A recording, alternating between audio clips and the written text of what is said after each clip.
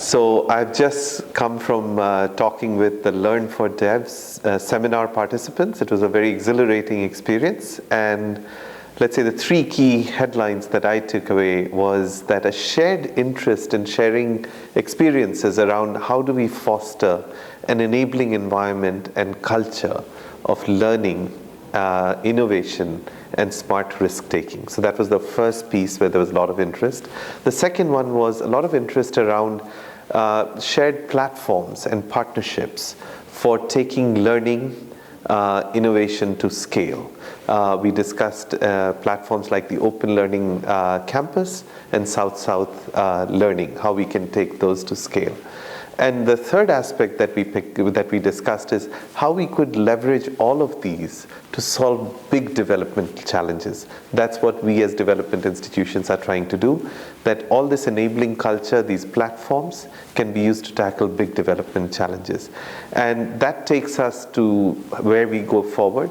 The idea is to join forces and create a shared platform where we join together content and learning from the various organizations and create a learning for development platform which benefits development practitioners, country clients, donor partners, and staff in our organizations.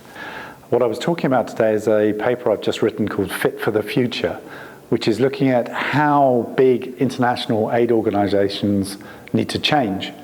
Because what we're facing is an incredibly fast evolving world order, different issues. The example I gave was that tobacco kills 6 million people a year, malaria kills about 1 million or less, and yet somehow tobacco is not an issue we work on development.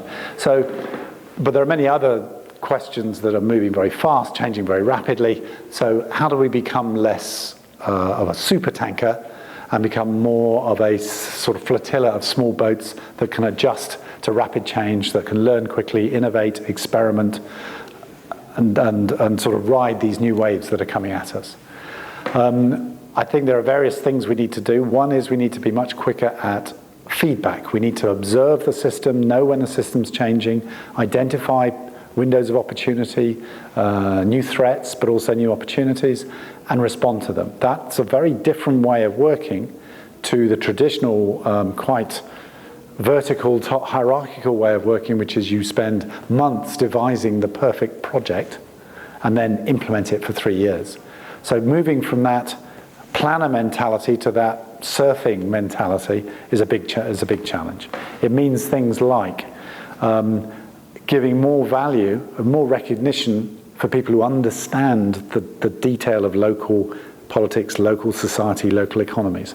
That would mean much more power and recognition for local staff compared to expat staff, for example.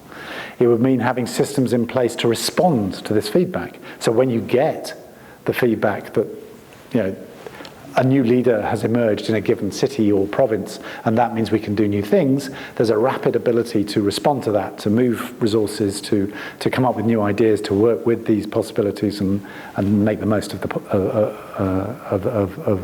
the window.